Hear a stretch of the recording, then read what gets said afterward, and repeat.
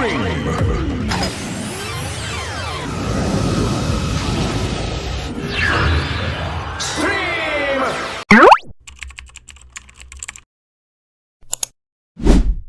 guys, selamat datang kembali ke channel YouTube Arif Victory Channel 01. Jadi pada kesempatan kali ini aku bakalan ngebahas Kamen Rider Zetsu episode 5 yang dimana menjadi debut buat varian form selain basic formnya, yaitu debut dari varian form bernama Technolom Stream. Oke, tanpa berlama-lama langsung aja aku bahas, yaitu episode 5 dari Kamen Rider Zetsu. Episode ini dibuka dengan si Baku yang bertarung melawan Crow Nightmare, aka Nightmare gagak guys. Si Nightmare di sini lolos dan di sini si Baku berhasil menyelamatkan si Miyuki, dan Baku menjelaskan bahwa mimpi buruk itu lahir dari ketakutan sang pemilik mimpi yang dimana terletak di alam bawah sadarnya itu sendiri, dan sang pemilik mimpi tidak tahu bahwa dia itu menginginkan hal tersebut. Di dunia nyata, Baku terbangun dan mendapati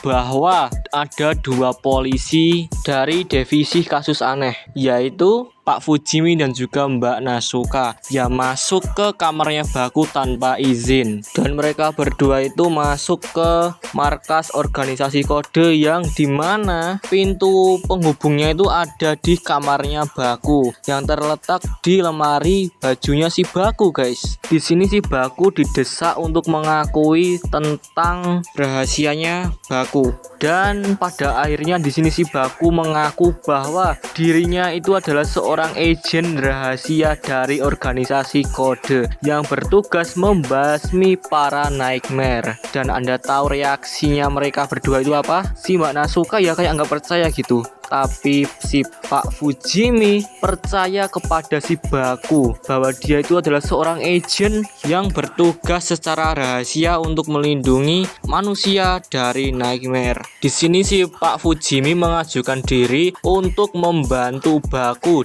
dalam menyelidiki kasus yang Baku tangani.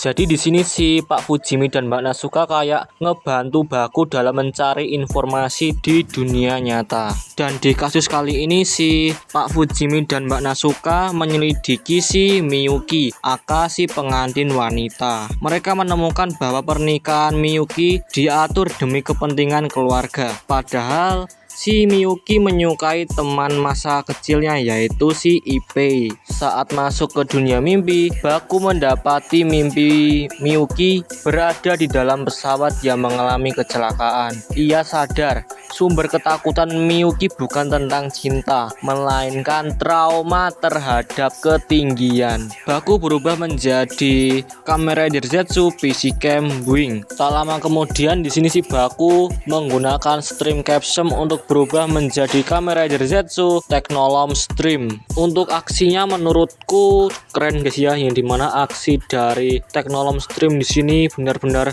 keren banget. Crow Nightmare berhasil dikalahkan dan pesawat yang dinaiki oleh Miyuki juga berhasil diselamatkan oleh Baku. Setelah bangun dari mimpi, Baku lega karena berhasil menyelamatkan Miyuki. Miyuki kemudian membatalkan penerbangan bulan madu dan menyatakan ketidaksanggupan naik pesawat.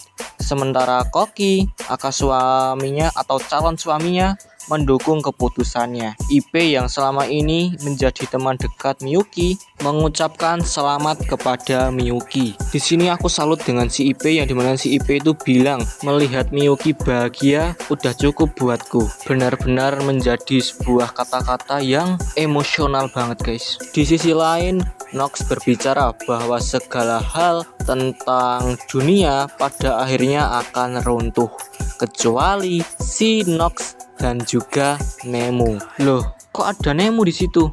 Nah, dari kalimatnya si Nox aja udah bikin penasaran banget buat cerita Zetsu ke depannya guys. Dan sesuai dugaanku, yang dimana si Nemu itu memiliki peran penting di serial ini, yang dimana ada misteri di balik Nemu. Poin penting di episode 5.